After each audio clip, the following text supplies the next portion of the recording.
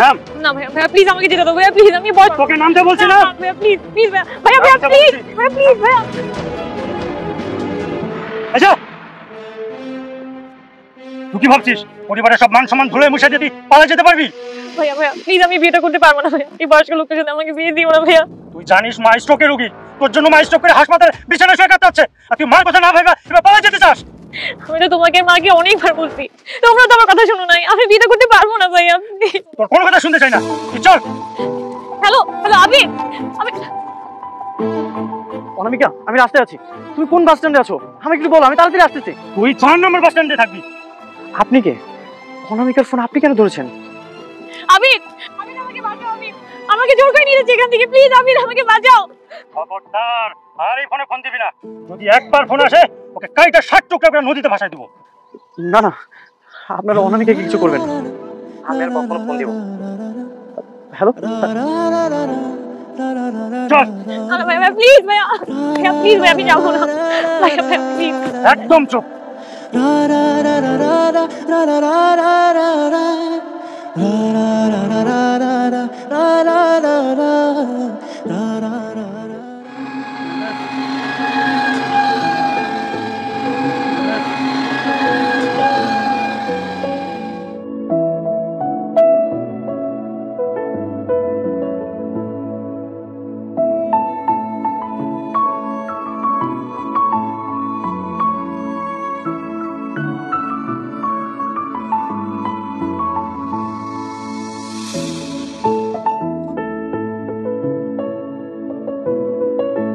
যাক, অনেক কষ্ট করে হলেও বাসাটা শেষ পর্যন্ত পেয়েছি।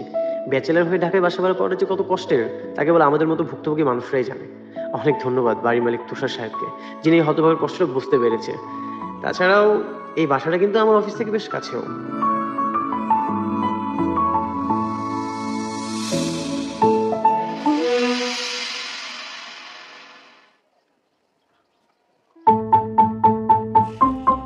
Excuse me, excuse me.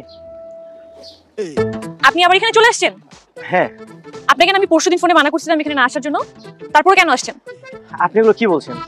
আমি তো আপনার কথা কিছুই বুঝতে পারছি না। জেগে জেগে কেউ ঘুমালে তাকে জাগানো যায় না, সেটা আমি ভালো করেই জানি। আপনি কি মনে করছেন আমার দুলাভাই আপনার প্রতি সফট কর্নার আছে বলে আমি আপনাকে বিয়ে করতে রাজি হয়ে যাবো? বোকা লোক কোথাকার।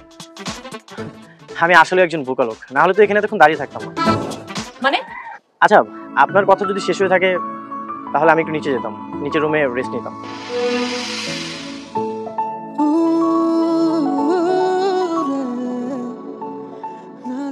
আপনার সাহস আছে বটে, কি হাঁ করে তাকায় আছেন কেন? না মানে আপনার কথাগুলো শুনতে খুব ভালো লাগছিল, আপনার কণ্ঠ আমার এক পরিচিত। এখন বলেন যে আমার চেহারা একদম হুবহু কারোর সাথে মিলে, আমার সাথে তার অবিকল একটা মিল আছে, তাই না? না না সেরকম কিছু না। আর মানে মানে করতে হবে না, আপনাদের মতো ছেলেকে আমার ভালো করে চেনা আছে। এতক্ষণ তো মিষ্টি করে বলছি, ভালো লাগেনি, এখন কি তেতো করে বলবো? সহ্য করতে পারবেন? আপনি এত সুন্দর, আপনার মুখ দিয়ে কি তেতো কথা বের হবে? শুনুন, আমাকে পামের কোনো লাভ নেই। আমি আপনাকে আগেও যেটা বলেছি এখনো তাই বলবো, আমি আপনাকে বিয়ে করব না করব না করব না। ওয়েট ওয়েট, এক্সকিউজ মি, আপনি সব কি বলছেন? আমি তো কিছুই বুঝতে পারছি না। আমি আপনাকে কেন বিয়ে করতে যাব? আমি তো নিচের রুমের চাবিটা নেওয়ার জন্য এখানে এসেছি। Sorry, how dare you! আপনি আমাদের চাবি দিয়ে কি করবেন? কি আর করব, এখানে থাকবো, ঘুমাবো। আপনার সাহস তো কম না, আপনি আমার বাসায় থাকবেন, ঘুমাবেন মানে? এক্সকিউজ মি, আপনি আমাকে যে লোক ভাবছেন আমি আসলে সেই লোক না। আমি আপনাদের বাসায় নতুন ভাড়াটিয়া, নিচের রুমটাই নিয়েছি। আর তুষার ভাইয়ের সাথে কথা বললো, উনি বললো যে আপনি নাকি এখানে আছেন, এই জন্য আমি নিচের রুমে চাবিটা নেওয়ার জন্য এখানে এসেছি।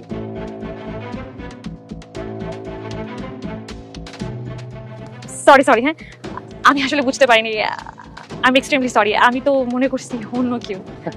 সেটা তো আমি বুঝতে পেরেছি, কিন্তু আমার একটা জিনিস মাথায় আসছে না, আপনি তো তুষার ভাইয়ের ওয়াইফ, তাহলে বিয়ের কথাটা কিভাবে কি? না না, আপনি যাকে ভাবতেছেন আমি বাড়িওয়ালার স্ত্রী না, আমি হচ্ছে বাড়িওয়ালার একমাত্র শালী। আসলে আমার বোন একটু শপিং এ গেছে, এই জন্য আমি কাপড় চোপড় একটু নাড়া দিতে এসেছি। ঠিক আছে, আপনি নিচে যান, আপনার চাবি আপনার কাছে পৌঁছে যাবে।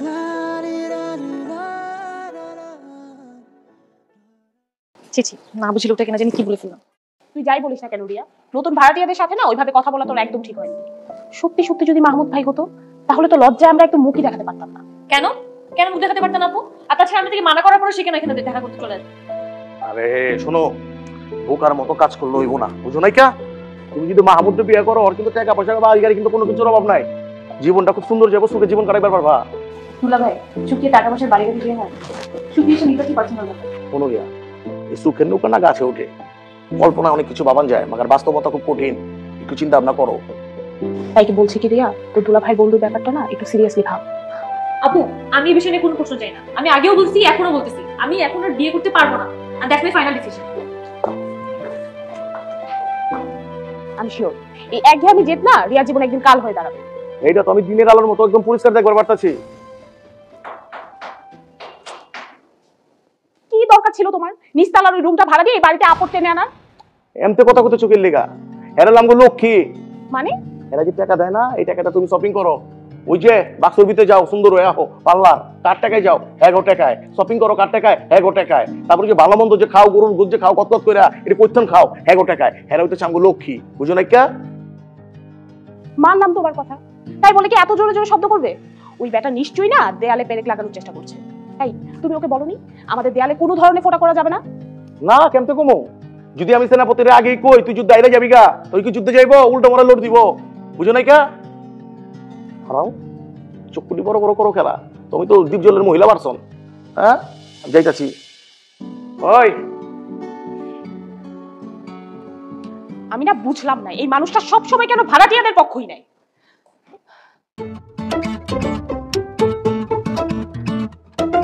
দেখে তো মনে হচ্ছে বাড়িওয়ালা সে অহংকারী শালিকাটা, কিন্তু ওই অফিস টাইমে সে কোথায় যাচ্ছে? তাহলে কি আমার মতো সেও জব করে? পরশুদিন একটু অ্যাক্সিডেন্টলি কথা হয়েছে, এই জন্য আজকে দৃষ্টি আকর্ষণ করার চেষ্টা করতেছে। বুঝি না ছেলেরা এত পার্সোনালিটি লেস হয় কিভাবে। কিছু বলবেন? না না কিছু বলবো না। আপনি কি রিক্সার জন্য ওয়েট করছেন? জি। ও আমিও। আপনি কি জব করেন নাকি? একটা কিন্ডারগার্টেনের টিচার হিসেবে আছি। আপনার কোনো প্রশ্ন আছে? না না সেরকম কিছু। রিক্সা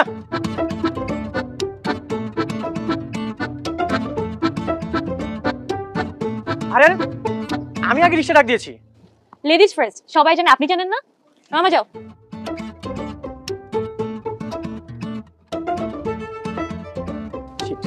আজকে নির্গাত আমার অফিসে লেট হয়ে যাবে, আশেপাশে তো কোনো রিক্সাও দেখছি না।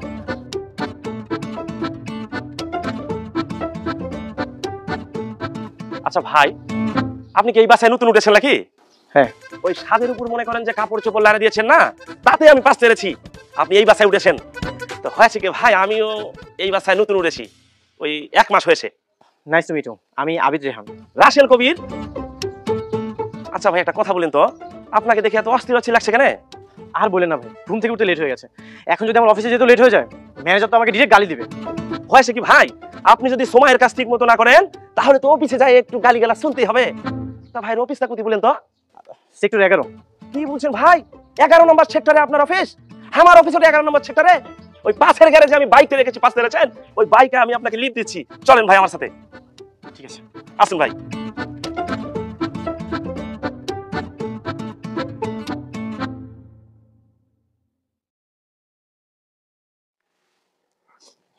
তার মানে তুমি আজকেও টেস্ট করতে যাবে না? না না যাবো না, যাইতে যাইতে আমি একদম পেরেশান হয়ে গেছি, আমি আর যাবো না।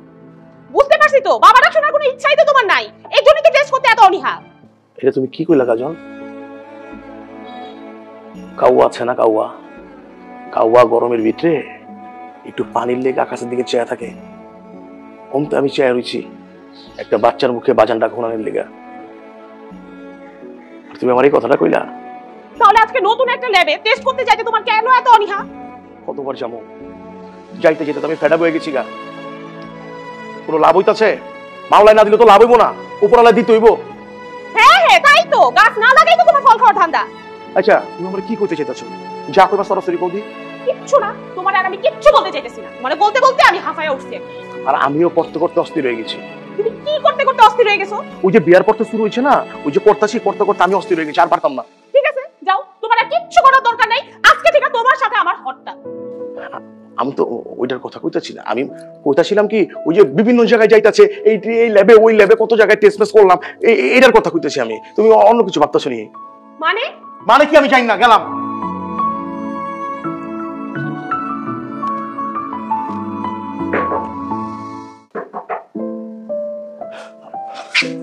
ভাইজান আসসালামু আলাইকুম। আসসালাম। খোলা দেখলাম এই লেগে পড়লাম। খুব ভালো করেছেন ভাইয়া। যাইতেছিলাম দোকানে, যে দোকান বোন, আমি আমার আড্ডাবাজ প্রকৃতির মানুষ, তো যাই একটু ভাইজানের লগে দেখা করে আই, নয় আইছে, আমি দেখলাম খোলা আয়া পড়লাম। খুব ভালো করেছেন ভাই, আপনি বসে, আমি জাস্ট 2 মিনিটের মধ্যে আসতেছি। ঠিক আছে, অসুবিধা নাই। কা ঘরটা ভালো করে সাজিয়েছে, গুড। আরে বাবা,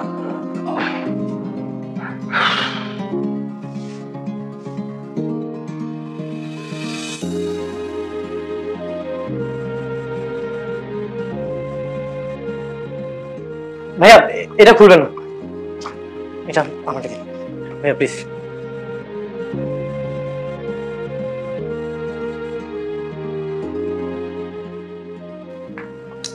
বুঝলাম না, আসলে আমার স্কুল কলেজ জীবনের কথা মনে পড়ে গেল। গা এখন কি কেউ ডায়েরিতে লেখালেই করেনি?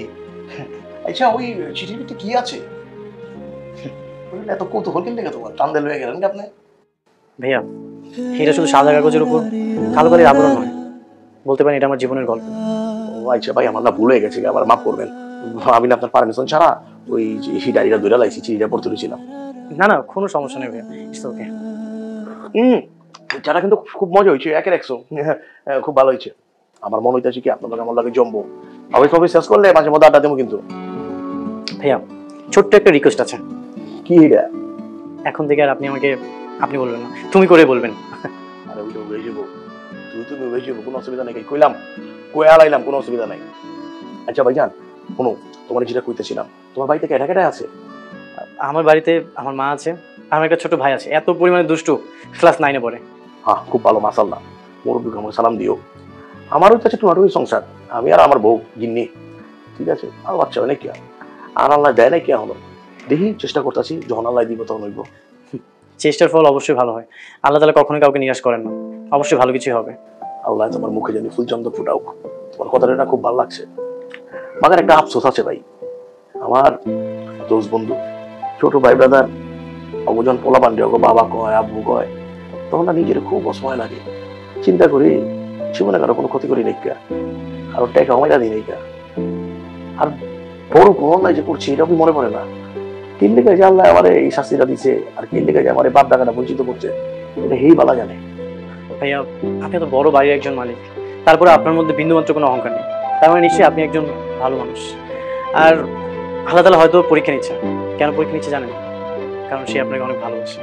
আপনি একদমই চিন্তা করবেন না, উপরওয়ালা যা করে ভালোর জন্যই করে, অবশ্যই ভালো কিছুই হবে। তোমার কথা হই না, দিলটা ঠান্ডা হয়ে গেল ভাই। দেখি আল্লাহ কি লিখে রাখছে। মাগার আমি কিন্তু আমু তোমার কাছে, তুমি যখন যে অবসর থাকবা না, আমি একটু বাকচিত করবো, তোমার আমার ভালো লাগছে ভাই। অবশ্যই ভাইয়া। তোমার ভাবি আছে না, কেউ উঠে কাল নাকি? মা তোমাকে ফোন করে এসে বলছে, তাই না? হ্যাঁ। আচ্ছা, তুই তো চাইলে পারতি 1 মিনিট ফোনটা রিসিভ করে একটু কথা বলতে, তাহলে তো খালাও শান্তি পায়। না আপু, যে মা আমার জীবনে অশান্তির বীজ বপন করছে তার সাথে কোনো কথা বলার ইচ্ছা আমার নেই। এসব তুই কি বলছিস রিয়া? খালাকে না আমার থেকে ভালো করে কেউ জানে না। আমি খুব ভালো করেই জানি খালা যা করেছিল তোর ভালোর জন্য। আপু প্লিজ এসব নিয়ে কথা বলতে ইচ্ছা করছে না, একটু বাদ দাও। ঠিক আছে, আমিও এই ব্যাপারে তোর সাথে কথা বলতে আসিনি, তোর সাথে একটা শলা পরামর্শ করা আছে। কি চলা পরামর্শ? তো তুলা ভাইয়ের ব্যাপার শোন, মাঝে মাঝে লোকটা এমন রোমান্টিক ভাব ধরে, দেখলে মনে হয় যে সব ঠিক আছে, কিন্তু ওই সুযোগ পেলেই ভাড়াটিয়াদের রুমে চলে যায়। এই ব্যাপারটা না আমার একদম ভালো লাগে। তো দুলা ভাই নিচতলা ভাড়াটিয়ার সাথে কথা বলতে গেলে সমস্যা কোথায়? আরে রিয়া, তুই বুঝতে পারছিস না, যেই বাড়ির মালিক কথায় কথায় ভাড়াটিয়াদের রুমে যেতে পারে, ওই বাড়ি থেকে মেয়ে মানুষ আসতে খুব বেশি সময় লাগে। তো দুলা ভাই সম্পর্কে তোমার এই ধারণার কারণ কি? ফেসবুকে প্রায় সময় দেখি না মাঝরাতে ফোনের দিকে তাকায় আর মিটমিট করে হাসে। হ্যাঁ রে, আমি একটু নাই আর আমার নামে বদনাম শুরু হয়ে গেছে না? আমার নিয়ে এরকম ধারণা না, আমি রাইতে কোনো আকাম কুকাম করি না, নাটক বা ফিল্মের যে রিল মিল আছে না, এটি দেখে আমি আসি। আর আমার সবার দিকে এরকম ধারণা তোমার না?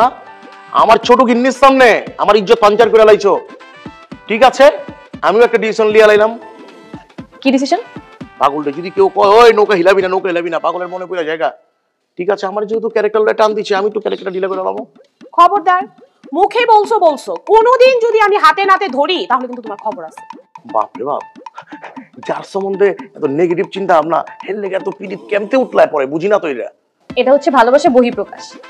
আসলে আমার বোন চায় না আপনি তার থেকে বিন্দু পরিমাণ দূরে চলে যান। আচ্ছা নি এটা লগে যাবো না খেলা। হইছে, থাক।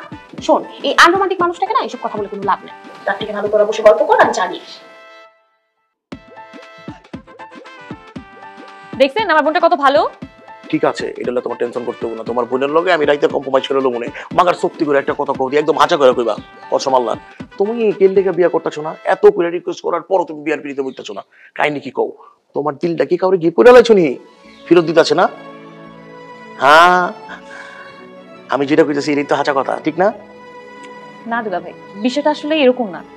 আসলে প্রেম ভালোবাসা, ঘর সংসার এসব করার জন্য একটা মনের সাপোর্টের প্রয়োজন আছে। আমার বিষয় না সেই জিনিসটা উল্টা, তাই। হ্যাঁ, মাগার তোমার যুক্তিতে আমি একমত না। এই জীবনে চলতে গেলে অনেক ভেজাল হইব, অনেক ভুল হইব। ভুল নাই কার, শয়তানের। এই ভুলটারে কিন্তু শুধরান লাগবো, ঠিক আছে? তুমি তোমার থিঙ্কিংটা চেঞ্জ করো, লাইফটা এনজয় করো। আমি তোমার কইতাছি না আমার দোস্তে তুমি বিয়ে করো, মাগার কাউরে যদি পছন্দ হয় এটা আমার কও, জাস্ট তুমি আমার এরূপ কইবা, তোমার দায়িত্ব শেষ, বাকিটা আমার। তারপর যদি তোমার মন চায় তুমি আমারে সাথী করবা, আমি আছি, কোনো সমস্যা নেই। আচ্ছা, মনে মনে এই ধরনের ফোন দিয়ে আটা হচ্ছে, তাই না? আপু, আস্তে। আর আমার ইমোশনে হিট করা দরকার কি? সুনামিরে ডাক দিছো, ঝরায়া পড়বো, আমি পলাই, ঠিক আছে? দেখো কিন্তু শালিকা।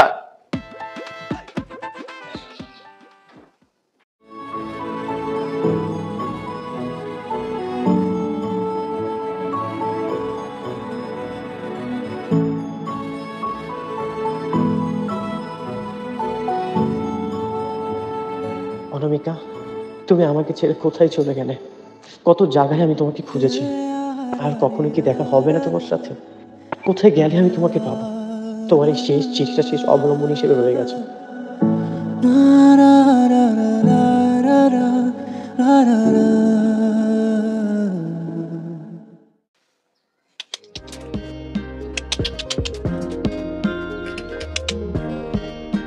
এক্সকিউজ মি, কিছু বলবেন? তা তো অবশ্যই বলবো। লুঙ্গি পরে সাথে আসছেন কেন? আমার যেদিন ছুটি থাকে আমি ছুটির দিনে লুঙ্গিই পরি। তা আপনি যাই পড়েন, কিন্তু ব্যাচেলর হয়ে ছাদে উঠছেন কেন? বাসা ভাড়া নেওয়ার সময় তো বলা হয়নি যে লুঙ্গি পরে ছাদে প্রবেশ নিষেধ। তখন বলেনি মহাভারত অশুদ্ধ হয়ে যায়নি, এখন বলতেছি নেমে পড়ুন। কিন্তু আমার তো একটু কাজ আছে, এই যে এই কাপড়গুলো নেড়ে দিতে হবে। সেসব আমি বুঝি না। এর সাথে মেয়েরা ঘোরাঘুরি করে, ব্যাচেলরের আসা নিষেধ। মেয়েরা কি ব্যাচেলার নাকি ম্যারিড? মেয়েরা ব্যাচেলর হোক বা ম্যারিড তাতে কোনো সমস্যা নেই, কিন্তু ব্যাচেলর ছেলেরা যখন আনমেরিড ম্যারিডের দিকে তাকায় থাকে তাদের দৃষ্টিভঙ্গি আমার ভালো করে জানা আছে। আপনারও তো কম না। হোয়াট? কি বলতে চান আপনি? এটাই বলতে চাচ্ছি, আপনার দৃষ্টিভঙ্গি যদি ভালো হতো, এই যে আমি লুঙ্গি পরে এসেছি, তাহলে তো আপনি কমপ্লেন করতেন না। কি এত বড় কথা? আজকে আমি আপনার আপুর কাছে বিচার দিব। আমিও আপনার নামে কমপ্লেন করবো বাড়িওয়ালা তুষার ভাইয়ের কাছে। কি বিচার দিবেন শুনি? এটাই বিচার দিব যে আপনার শালিকের নজর খারাপ। আমি সামান্য লুঙ্গি পরে ছাদে উঠেছি, এটা নিয়ে তার কমপ্লেন। আমি তো ইজ্জত বাঁচিয়ে কোনোভাবে নিচে নেমেছি। ছি ছি ছি ছি, আমার মতো ইনোসেন্ট নামে এত বাজে একটা কথা বলবেন? কি ভেবেছেন আপনি আমার নামে কমপ্লেন দিতে পারলে আমি আপনার নামে বলতে পারবো না? ঠিক আছে, আমি আপনাকে দেখে নেব। আপনি কবুতর ভালোবাসেন? সেই এক্সপ্লেনেশনটা কি আপনাকে এখন দিতে হবে? না মানে, আপনি যদি সত্যি সত্যি কবুতর ভালোবাসেন তাহলে আপনি মানুষটা খারাপ না। কারণ যারা পশু পাখি ভালোবাসে তারা অ্যাটলিস্ট মনের দিক থেকে খারাপ হয় না, ভালোই হয়। কিন্তু কিন্তু কি? উপরওয়ালা আপনাকে মনে হয় ব্যতিক্রম ভাবেই তৈরি করেছে। আপনি আমাদের বাসার ছাদে দাঁড়ায় আপনি আমাকে কথা শোনাচ্ছেন? এর প্রতিশোধ আমি নিয়ে ছাড়বো। আমিও প্রতিশোধ নিব ভেবেছে। হ্যাঁ, মনে অনেকে ভয় পেয়ে গেছে। তবে কেন জানি অনেক কণ্ঠটা খুব চেনা চেনা লাগছে, কোথায় যেন শুনেছি। আচ্ছা খালা, আমি রিয়ার সাথে কথা বলবো, তুমি এত কিছু নিয়ে চিন্তা করো না তো, রাখি।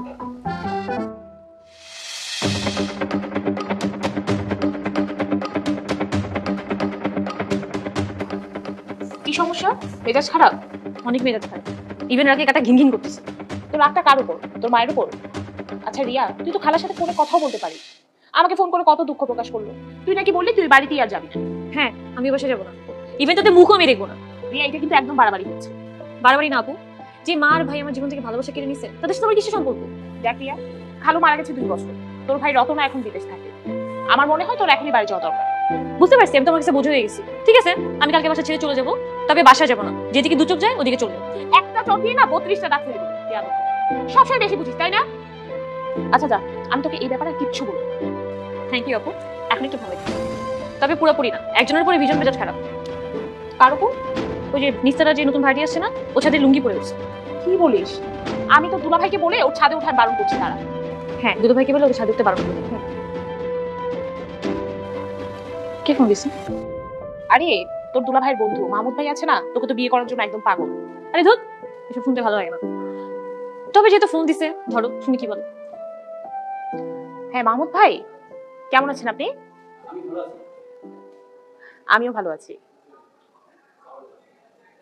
সরি মাহমুদ ভাই, এই ব্যাপারে আমি আপনাকে কোনো হেল্প করতে পারছি না, কারণ বিয়েটা তো আর আমি করবো না। ঠিক আছে মাহমুদ ভাই। আচ্ছা মাহমুদ ভাই, পরে আপনার সাথে কথা বলছি। শুনলি তো? এসব শুনে আমার কোনো লাভ নেই। আমি তোমাকে আগেই বলছি যে আমি বিয়ে করবো না। আচ্ছা রিয়া, পাগলামি করিস না। তোর জীবনে চলার পথে কি একটা অবলম্বন দরকার হবে না? শোনো আপু, দুলা ভাই আমাকে কিন্ডারগার্টেনে একটা জব খুঁজে দিছে, ওটা দিয়ে আমার ফিউচার দিব্যি ভালো যাবে।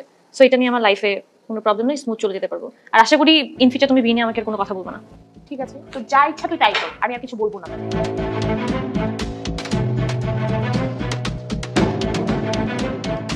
আমি শুনলাম তুমি নাকি ছাদে উঠেছিলে, তাও আবার লুঙ্গি পরে। তুমি জানো না এই বাড়ির পুরুষ ভাড়াটিয়াদের ছাদে ওঠা নিষেধ? জি আপু, আমি লুঙ্গি পরে ছাদে গিয়েছিলাম। আর তাছাড়া ভাড়া নেওয়ার আগে তো আমাকে বলা হয়নি যে ছাদে ওঠা যাবে না বা লুঙ্গি পরে ছাদে ওঠা যাবে না। আর তাছাড়া যেদিন আমার ছুটি থাকে সেদিন তো আমি আমার কাপড়গুলো পরিষ্কার করি, আর ছাদে গিয়েছিলাম আমার কাপড়গুলো নাড়ার জন্য। তোমার যদি কাপড় নাড়তে হয় সেটা তুমি তোমার বারান্দায় নাড়বে, ছাদে না। ঠিক আছে, আমি এই ব্যাপারটা নিয়ে তুষার সাহেবের সাথে ডিসকাস করি। তুষারের সাথে আলোচনা করবে মানে? আমি যে তোমার সাথে কথা বলছি তুমি কি এটা বুঝো না? দেখেন আপু, ভাড়াটা তো আমি আপনার কাছ থেকে নিই, ভাড়াটা নিয়েছিলাম তুষার ভাইয়ের কাছ থেকে, তো ডিসকাস করলে তো তার সাথেই করতে হবে। বুঝছি, তোমার সাথে কথা বলে কোনো লাভ নেই। তুমি যাও, তুষারের সাথে আমি কথা বলবো।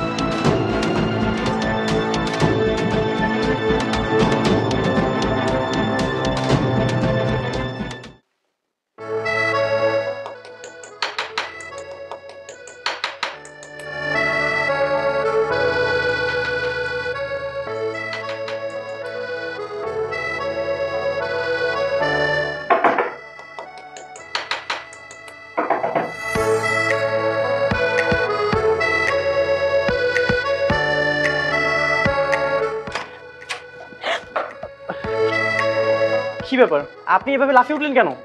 হাতুড়ি নিয়ে এসে ভয় দেখাই বলতেছেন, আমি এভাবে ভয় পেয়ে গেলাম কেন? না না, সেরকম কিছু না। হাতুড়ি দিয়ে আপনাকে ভয় দেখানোর জন্য আমি নিয়ে আসিনি, আমি তো এই হাতুড়ি দিয়ে দেওয়ালে পেরেক লাগাচ্ছিলাম, আর সেই জন্য হাতুড়িটা আমার হাতে। তা আপনি যে হাতুড়ি দিয়ে ব্রেক লাগাচ্ছেন, আপনি আপুর পারমিশন নিছেন? আপনার আপু তো বাড়িওয়ালা না, বাড়িওয়ালা হচ্ছে আপনার দুলাভাই, তার থেকে আমি পারমিশন নিয়েছি। আপনি না বড্ড বেশি বাড়ছেন। ঠিক আছে, সরি। আচ্ছা, আপনি ভিতরে আসেন। কোনো দরকার নেই। আপনি কি মনে করছেন যে মেয়ে মানুষকে একা পেয়ে আপনি ঘরের ভিতরে রাখবেন? আমি কিন্তু বিষয়ে আপনার কাছে বিচার দিব। আমি তো জাস্ট ভদ্রতার খাতিরে আপনাকে বললাম, অন্য কিছু করার জন্য কিন্তু বলিনি। অন্য কিছু করার মানে? আচ্ছা, আপনি কি একটু সহজ সরলভাবে কথা বলতে পারেন না? আমি সবকিছুই পারি, তবে আগে বলেন যে আমাকে ভিতরে কেন রাখা হয়েছে? আমি জাস্ট চা খাওয়ার জন্য আমি আপনাকে ভিতরে ইনভাইট করলাম। তা আমি আপনার বউ না গার্লফ্রেন্ড যে আপনি আমাকে চা অফার করতেছেন? আমিও তো আপনার প্রেমিক বা হাজবেন্ড না, তাহলে আপনি কেন আমার সাথে এভাবে কথা বলছেন? আপনি না আসলে একটু বড্ড বেশি বাড়ছেন। আমি আমার আপুকে বলে আপনার ব্যবস্থা করতেছি। রিয়া, ফুল। ওহ মাই গড, আপনি আমার নামও জানেন?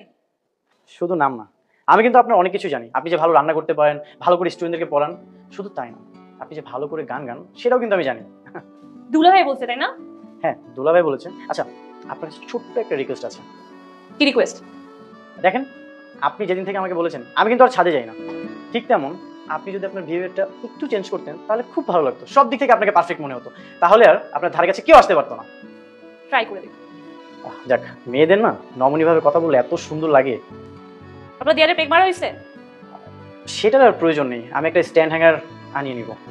সেটা দরকার হবে না, দেয়ালে 2-4টা ব্রেক আপনি মারতে পারেন, তবে বাড়িটা দেওয়ার সময়। Thank you so much. ঠিক আছে, তাহলে আমি আমার বাকি কাজটা কমপ্লিট করি। ওকে। মেয়েটাকে যতটা খারাপ মনে করেছিলাম ততটা খারাপ, আর বাকিটা না হয় দুলাভাইয়ের কাছ থেকে জেনে নেব।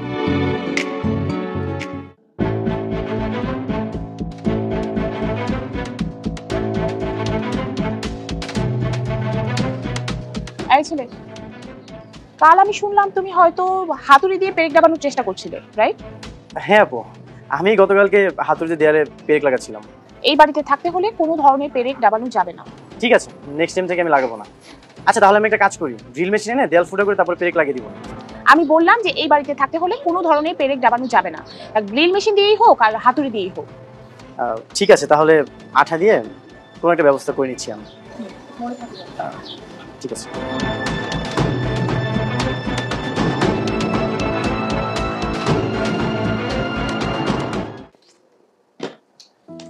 চা চক্রের পর্ব তো শেষ করলাম ভাই, এবার আপনার পরিবারের কথা একটু বলেন তো। পরিবার বলতে আমার গ্রামে আমার মা আর আমার একটা ছোট ভাই আছে। অফিসে ট্রান্সফারের পরেই আমি ঢাকায় চলে এসেছি পাবনা থেকে।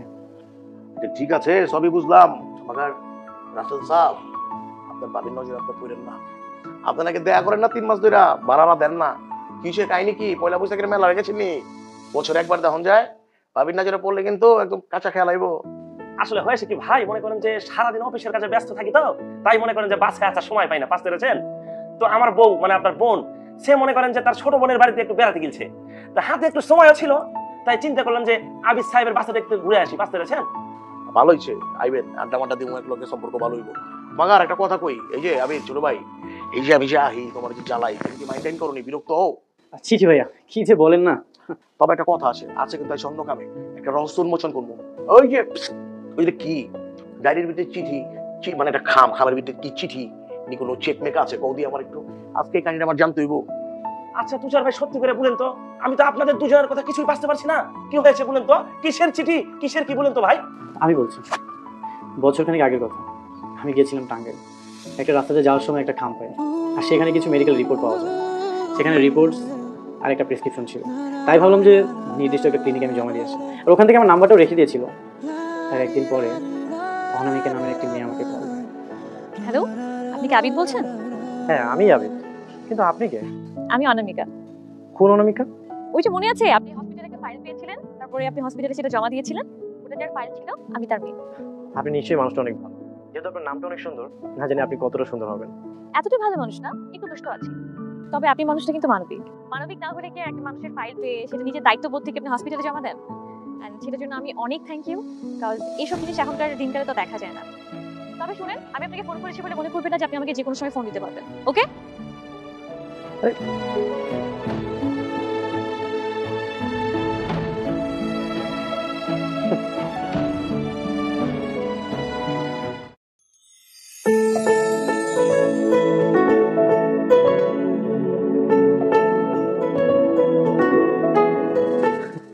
আপনি আমার সাথে প্রেম করবেন? আপনি প্রেম করবেন ভালো কথা, তবে ছবি, হোয়াটসঅ্যাপ, সোশ্যাল সাইটে কিন্তু চাইতে পারবেন। আমাদের দেখা শুধু বাসার ঘরেই হবে। এই যুগে এমন হয় নাকি? অবশ্যই হয়, এটা আমার চাওয়া, বলতে পারেন আমার জীবনের ইচ্ছা। ঠিক আছে, তাহলে আমিও কিন্তু আমার ছবি আপনাকে দিব না। ঠিক আছে, আমার সমস্যা নাই, আমি আপনাকে বাসার ঘরে দেখতে চাই। শোনো, I love you. I love you two.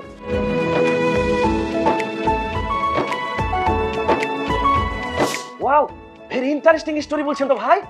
আচ্ছা বুঝতে পারছি, মাগার ওই যে তুমি দুজন হচ্ছে শুভদৃষ্টি, ওইটার এক্সপিরিয়েন্সটা পাও না, এটি আমার লাভ স্টোরি ভালো লাগে। না ভাই, আমাদের কখনোই দেখা হয়নি। খেললে কিছে মানে অনামিকা আমাকে একটা শর্ত দিয়েছিল, আমাদের প্রথম যেদিন দেখা হবে সেটি হবে বিয়ের দিন, আর সেই কাঙ্ক্ষিত দিনটি না আসা পর্যন্ত আমাদের ফোনের মাধ্যমে কথা হবে। অনামিকার উপর আমার অনেক বিশ্বাস ছিল, এই জন্য তার কথা কখনোই আমি ফেলে দিইনি। তারপর তারপর কি হয়েছে ভাই বলেন তো? হঠাৎ একদিন আমাকে ফোন দেয়, আর আবেগজড়িত কণ্ঠে কথা বলে আমার হোস্টেলের ঠিকানা চায়। আমিও ঠিকানাটা দিলাম। মাগার তুমি শক্ত আছি না কি হয়েছে?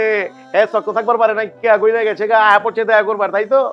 সেদিন আসলে স্বেচ্ছায় আমার সাথে দেখা করতে চায়নি, পরিস্থিতির কারণে দেখা করতে চেয়েছিল। মানে হচ্ছে অনামিকার বাবা মা জোর করে তার বিয়ে ঠিক করেছিল।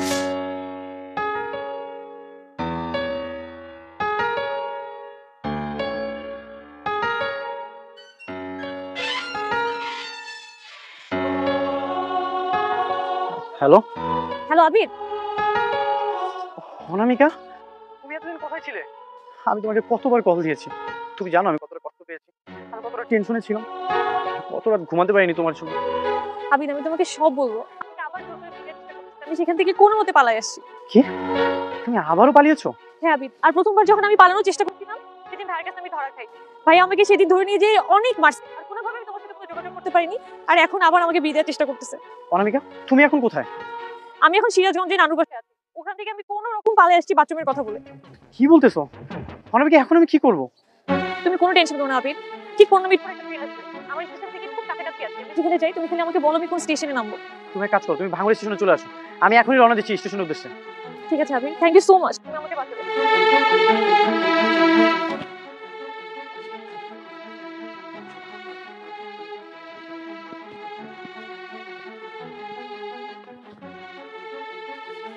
ভাইয়া তুমি আমাকে যাইতে দাও, তুমি যদি আজকে আমাকে আটকেছো আমি কিন্তু আত্মহত্যা করতে বাধ্য হবো। তোর কি তুই কোনো লজ্জা শরম নাই?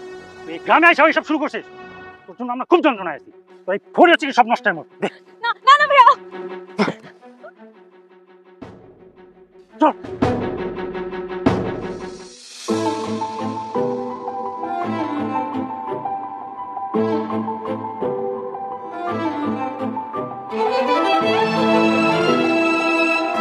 প্রিয় আবিদ, এই চিঠি যখন তোমার হাতে পড়বে তখন আমি তোমার থেকে অনেক দূরে থাকবো। সেদিন রাতে তোমার জন্য পরিবারের সামনে মুখোমুখি হওয়ার পুরস্কারও খুব ভালোভাবেই পেয়েছি। একদিকে হার্টের রোগী আমার বাবা, বিছানায় মলিন তার চেহারা, অন্যদিকে আমার মা বলছিল তাদের পছন্দের পাত্রকে বিয়ে না করলে তারা কোনোদিনও আমার মুখ দেখবে না। ফলে আমি মহা বিপদে পড়ে যাই। তারপরও মায়ের কাছে যখন আমার ভালোবাসাকে বাঁচিয়ে রাখার জন্য শেষ আর্তনাদ করি, ব্যর্থ হয়েছিলাম। তখনই সিদ্ধান্ত নিলাম আত্মহত্যা করব, কিন্তু সেখানেও আমি ব্যর্থ হই কড়া পাহারার জন্য। কিন্তু আমি থেমে থাকিনি, আমি অনেকবার চেষ্টা করেছি সেখান থেকে চলে আসার। তবে যেদিন রাতে আমাকে বিয়ে দেওয়ার তোড়জোড় চেষ্টা করেছিল, সেদিন আমি কোনোভাবে পালিয়ে গেলেও তোমার সাথে যোগাযোগ করার মতো কোনো কিছুই আমার কাছে ছিল না। তবে হ্যাঁ, যদি বেঁচে থাকি, তোমার জন্য আমার হৃদয়ে জমানো ভালোবাসা একদিন সামনে এসে দাঁড়াবেই। পৃথিবীটা গোল, একদিন আমরা মুখোমুখি হবই, সেদিনের অপেক্ষায়। তোমার অনামিকা।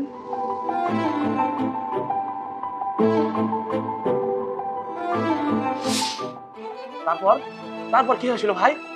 আর কোনোদিন আপনার সাথে দেখা হয়নি? না, তবে এখন আমি তাকে প্রতিনিয়ত খুঁজে বেড়াই।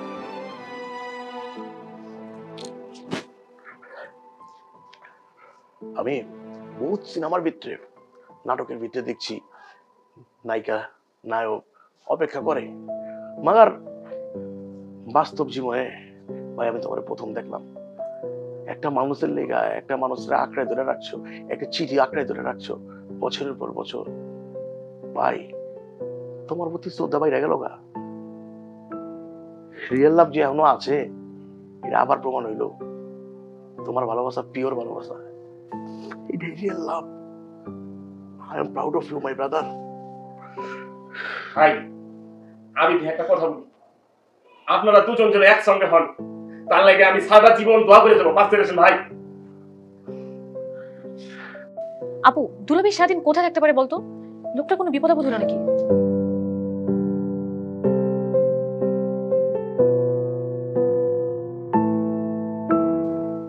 আছি, ভালোই আছি, অক্ষত অবস্থায় আছি।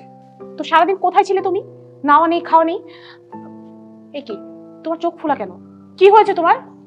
কি বউ, কিছু হয় নাই? কা আমার চোখ ঠিক আছে, কিছু হয় নাই, আমি ওকে। দুলাভাই, আপু কিন্তু ভুল কথা বলেনি। সত্যি করে বলো তো, ফোনটা সুইচ অফ করে কোথায় চোখের পানি বিসর্জন দিয়ে আসছো? কি জিভে কামড় দিলা কেন? না, আমার ফোনে চার্জার ছিল না। ওই যে কি করছিলাম, ওই যে ফোনটা চার্জের ভিতরে হান্দায়া ওইটা গেছিলাম আর কি। আর এই জন্যই আমরা দুই বোন টেনশনে অস্থির। এবার বলেন তো, কোথায় ছিলেন আপনি? ওই আর ছিলাম বাড়িতে আছে না নিস্তালা, আমি তোলা একটু কথাবার্তা করতেছিলাম এই আর কি। কেন? ওইখানে তুমি কি এমন পূর্ণ করতে গেলা যে ডাক্তারের অ্যাপয়েন্টমেন্ট থাকা সত্ত্বেও ডাক্তারের কাছে যাওয়া হলো না? তারপর দিয়ে আবার চোখের পানি ফালায় আসলা। আসলে বুঝলি কি, মানে লাভ স্টোরি শুনতেছিলাম, লাভ স্টোরি হই না, খুব খারাপ লাগতেছিল, কান্দ না পড়ছে ওই আর কি। কি তুমি একজন বাড়িওয়ালা হয়ে ভাড়াটিয়ার প্রেমের কাহিনী শুনে চোখের পানি ফেলে আসছো? বাহ, ও মাই গড, এই লোকটা কি বলে? কি মাথা ঠিক আছে? তোমার মতো একটা বেরো সিকোয়েন্সের কাছে এর থেকে ভালো কিছু মানে আশা করবার পারি আমি। আচ্ছা, এখন আমাকে বেরসিক মনে হচ্ছে না? তো নতুন রসিক কাউকে খুঁজছো, তাই না? এতদিন আমি খুঁজি নাই কিয়া বাগান, আমি চিন্তা করছি আমি অন্তর খুঁজুম, নতুন একটা লাইলি জোগাড় করবো। লাগলে আমগো নিস্তলার বাড়িতে আছে না আবিদ, অর্থ লাগলে সাহায্য নমু, প্রেমিক পুরুষ 4টা হাঙ্গা করুম কয়ে রাখলাম। হায় হায় হায় হায় রে, আমার সব শেষ। আমার এতদিনে সাজানো সংসার সব শেষ হয়ে গেল। ওই ভাড়াটিয়া তো দুলাভাইকে সহজ সরল পেয়ে ইমোশনাল ব্ল্যাকমেল করছে, যেন মাস শেষে তাকে টাকা না দিতে হয়। দাদা, এত সহজে তো আমি ওকে ছাড়বো না। সকালটা হতে দে, তাকে আমি বুঝাবো কত ধানে কত চাল। আজই আমাকে বাসা ছেড়ে চলে যেতে হবে, কিন্তু কোন অপরাধে আমি বাসা ছেড়ে চলে যাব সেটা তো একটু আমাকে বলবেন।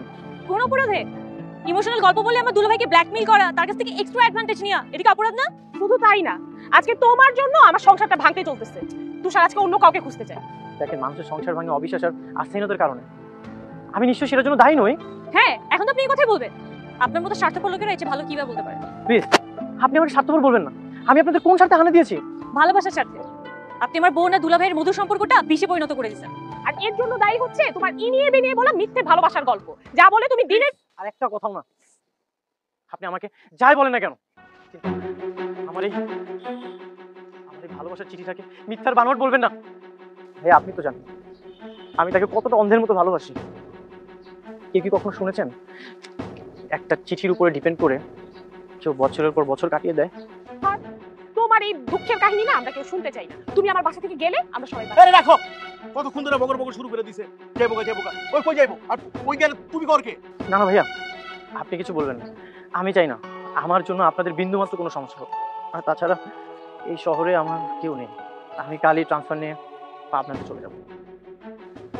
শোনো, তোমার আমি ভাই কইছি, আমার কোনো আপনার ভাই নাই। তোমার যেহেতু ভাই কইছি, ভাই ভাইয়ের লগে থাকবো।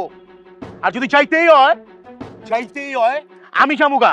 ভাইয়া, আমি আপনার সহমর্মিতার কথা কখনোই ভুলবো না। ভালো থাকবেন। এক মিনিট, আপনি আপনার বাসা কোথায়? ভাঙুরা। আর আপনার নাম? আমার নাম আবিদ রেহান। একদিন রাস্তায় ফাইল পেয়ে ফেরত দিয়ে 1 মিনিট চোখে হিরো যেতেছিলেন আপনি। তারপর সেই মেয়েটার কোমর দিয়ে জায়গা করে নিয়েছিলেন আপনি। অক্টোপাসের মতো তাকে চারদিকে ঘিরে রেখেছিলেন আপনি। তারপর একদিন এই কালবৈশাখী ঝড় এসে মেয়েটার জীবনের সকল ভালোবাসার প্রদীপটা নিভিয়ে নিয়ে যায়। আর সারা জীবনের মতো সে চিরচেনা পথ মেয়েটা হারিয়ে ফেল। আর সেই হারিয়ে যাওয়ার কাহিনী লিখে পাঠায় একটা চিঠি। আর আবেগে সেই ছেলেটা এই চিঠিটা আঁকড়ে ধরে আছে তার বেঁচে থাকার শেষ অবলম্বন হিসেবে। আমি বুঝতে পারতেছি না, তুই ওর জীবন কাহিনী কেন প্রশ্ন? আমার তো একই প্রশ্ন, আপনি কাহিনী কিভাবে জানলেন? আপনি কে? কারণ আমি সেই অনামিকা।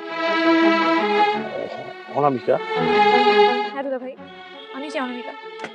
আমার পরিবারের চাপের কারণে আমি আমার নাম চেঞ্জ করতে বাধ্য হয়েছিলাম। কিন্তু এখন আর এসব বলে লাভ কি অনামিকা? তুমি তো এখন অন্যজনের ঘরের ঘরণী। না আবি, ভালোবাসার আগুনে পোড়া হৃদয় কখনো কারো সংসার করতে পারে না। আমার ক্ষেত্রেও তাই হয়েছিল। আর সেই প্রচন্ড মানসিক যন্ত্রণায় একদিন আমি অ্যাক্সিডেন্ট করে ফেলি। ঠিক আমিও তেমন সেদিনের পর থেকে অনেক খুঁজেছি তোমাকে, এমনকি তোমার হোস্টেলে যেও তোমার খোঁজ করেছি, কিন্তু পাইনি। প্রচন্ড মানসিক অশান্তিতে রোড অ্যাক্সিডেন্ট করেছিলাম। এই সব কিছু প্রকাশ ট্রিটমেন্টের জন্য ওকে আমার বাসায় নিয়ে আসি। তখন থেকে তুমি আমাকে ক্ষমা করে দিও। আমি না বুঝতে না জেনে তোমাকে অনেক কথা বলেছি। না না আপু, আপনি এটা কি বলছেন? আপনি আমার গুরুজন, আপনি আমার কাছে ক্ষমা চাইবেন। আপনি তো আমার ভাইয়ের মতো। আচ্ছা বুঝছে তো, অনেক আবেগ হয়ে গেছে। তাহলে এখন ছোট কিডনি আমরা তাহলে বিয়ার সানাইটা বাজাইতে পারি? যদি আবিদের কোনো অমত না থাকে।